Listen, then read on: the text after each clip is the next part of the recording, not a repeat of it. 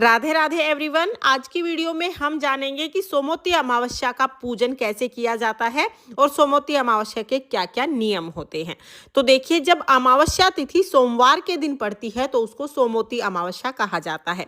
सुहागन महिलाएं अपने अखंड सुहाग के लिए और घर में अन्न धन की बरकत के लिए सोमवती अमावस्या का पूजन करते हैं। सोमवती अमावस्या के दिन पीपल के पेड़ का पूजन किया जाता है।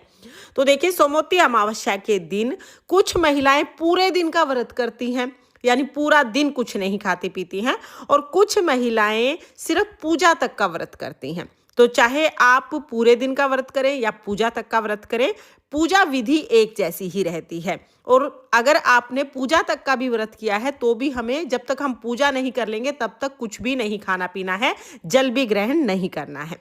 तो इसके बाद देखिए, सोमवती अमावस्या के दिन नहा धो के सबसे पहले हम पीपल के नीचे आ जाएंगे। जिस जगह पर पूजा कर रहे हैं उस जगह को थोड़ा साफ करेंगे और फिर हम पीपल में जल सींच देंगे। सबसे पहले देव वृक्ष में जल सींचा जाता है।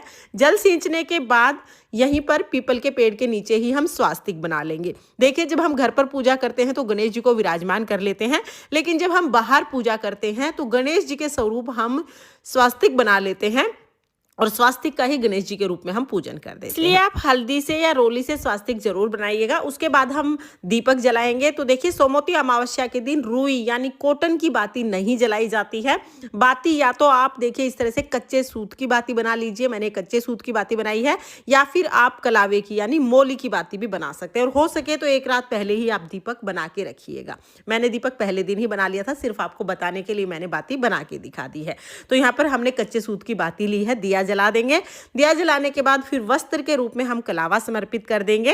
उसके बाद हम पहले हल्दी से तिलक करेंगे, फिर हम पीपल को रोली से तिलक कर देंगे।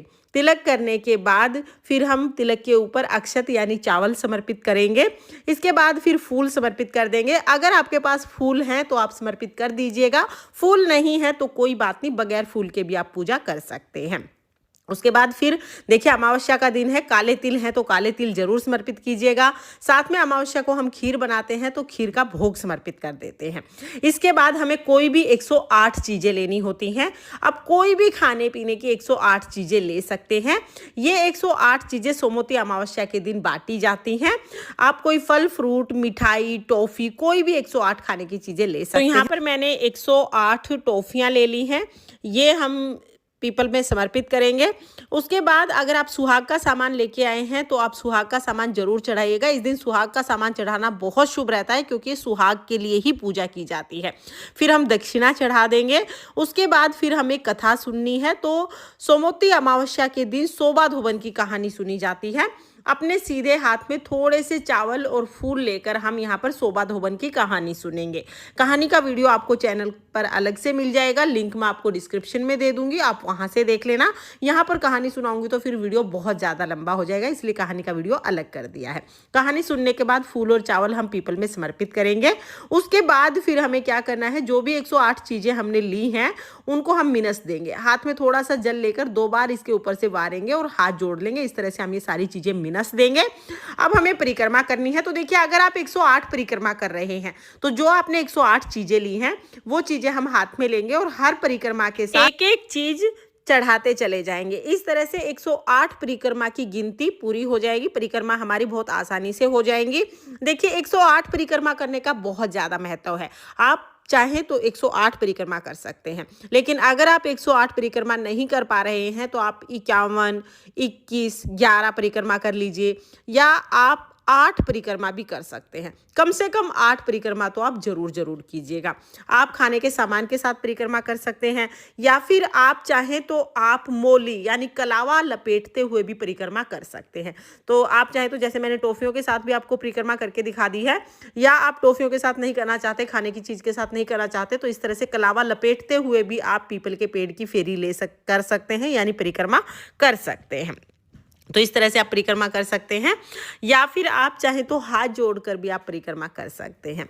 हमें ओम नमः शिवाय का जाप करते हुए ये परिक्रमा करनी होती है।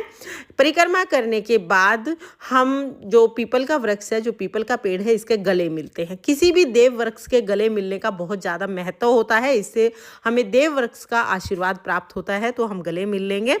फिर हमें आरती करनी है। कुछ लोग परिक्रमा करने से पहले आरती कर लेते हैं, कुछ लोग परिक्रमा करने के बाद आरती करते हैं। तो यहाँ पर हम गणेश जी की आरती करेंगे, भगवान शिव शंकर, माता पार्वती की आरती करेंगे। बहुत ही प्रेम पूर्वक आरती करने के बाद हाथ जोड़कर माता पार्वती, भगवान शिव शंकर से अपने अखंड सुहाग के लिए प्रार्थना करेंगे और पूजा में रही कमियों के लिए क्षमा याचना करेंगे। तो इस तरह से पूजा पूर्ण हो जाएगी। पूजा करने के बाद जो भी हमने 108 टॉफियां ली हैं या जो भी आपने बांटने के लिए 108 चीज़ें ली हैं, वो हम सभी में बांट देते हैं। देखिए, ये चीज़ें हमें दूसरों में बांटनी है। हम इस चीज़ को नहीं खा सकते हैं, हमारे बच्चों को नहीं देंगे और अपने पति को नहीं देंगे, बाकी दूसरों में हमें ये चीज़ें बांटनी है। इस तरह से हमारी सोमवती अमावस्या की पूजा पूरी हो जाएगी। फ्रेंड्स, अखंड सुहाग की प्राप्ति के लिए सोमवती अमावस्या का व्रत और पूजन किया जाता है। जैसा कि मैंने आपको बताया, कुछ महिलाएं पूरा दिन व्रत करती हैं और शाम को चंद्रमा के दर्शन करके व्रत खोलती हैं, यानी खाना खाती हैं। और कुछ महिलाएं सिर्फ पूजा तक का व्रत करती हैं, पूजा करने के बाद फिर अंजल ग्रहण कर लेती हैं। तो आप जैसी आपकी सुविधा है, जैसा सामर्थ्य है, उसके हिसाब से सोमवती अमावस्या का व्रत पूजन कर सकते हैं। मुख्य रूप से तो सोमवती अमावस्या के दिन पीपल के पेड़ की परिक्रमा की जाती है, पीपल के पेड़ का ही पूजन होता है। लेकिन अगर किसी कारण से आप पीपल के पेड़ के पास नहीं जा पा रहे हैं, तो घर पर आप तुलसी के पेड़ का पूजन भी कर सकते हैं और तुलसी के पेड़ की परिक्रमा भी लगा सकते हैं। इस दिन 108 परिक्रमा का बहुत महत्व होता है, तो आप कोशिश कीजिएगा 108 परिक्रमा लगाएं। ना लगा पाए तो 8 परिक्रमा जरूर लगाना। फ्रेंड्स, सोमवती अमावस्या की ये बहुत ही सरल पूजा विधि है। आपको ये पूजा विधि कैसी लगी कमेंट करके जरूर बताना। और अगर ये वीडियो आपको पसंद आई हो, वीडियो आपके लिए थोड़ी बहुत भी यूजफुल हो, तो प्लीज़ वीडियो को लाइक कर देना। हम महिलाएं घर में तीज त्योहार कैसे करते हैं, ये देखने के लिए मेरे चैनल को सब्सक्राइब कर लेना। और आई थिंक आपके सारे डाउट्स क्लियर हो गए होंगे, लेकिन फिर भी कोई डाउट है तो कमेंट कर दीजिएगा, मैं रिप्लाई करने की पूरी कोशिश करूँगी। भगवान शिव शंकर, माता पार्वती की कृपा आप पर सर्वदा बनी रहे।